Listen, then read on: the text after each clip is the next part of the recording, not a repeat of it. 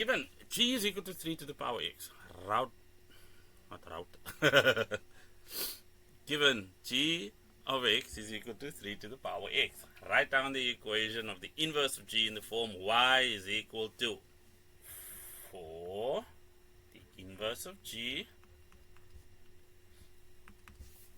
we are going to have that x is equal to 3 to the power y, because that's what an inverse is. It is the swapping, algebraically it's the swapping of x for y and y for x, or visually it is just mirroring the function across the line.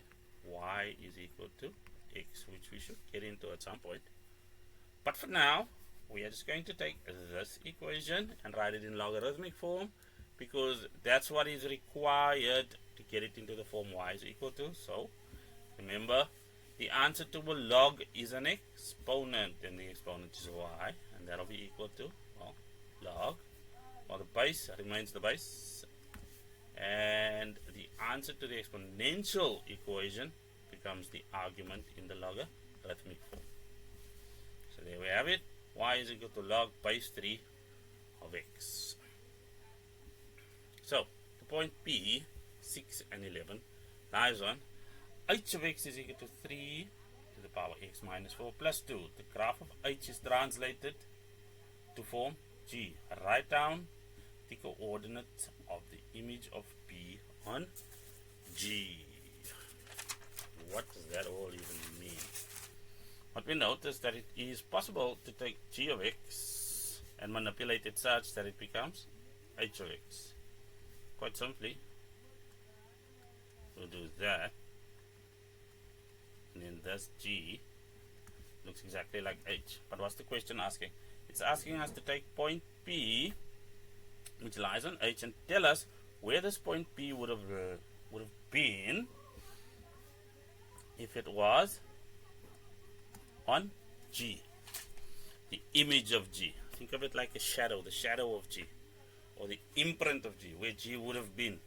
So what we can see is, to get from G of x to h of x, we've gone for, now let's write it formally. To form h of x from g of x, we went 4 units to the right, and we also went 2 units up. So we need to take this and reverse this process. So that's right,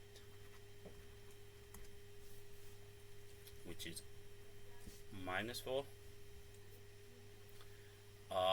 and what we want to do is go left, so we'll have P, well, to take that 6 and translate it, we want to translate it to the left, so we're going to have to subtract 4, and then we're going to have to take, well, 11, and see that we've gone 2 units up, so we are going 2 units down, which means the image of P, which is what we're calculating, is 2 and 9. And that's how to handle a question that wants to be difficult. Really?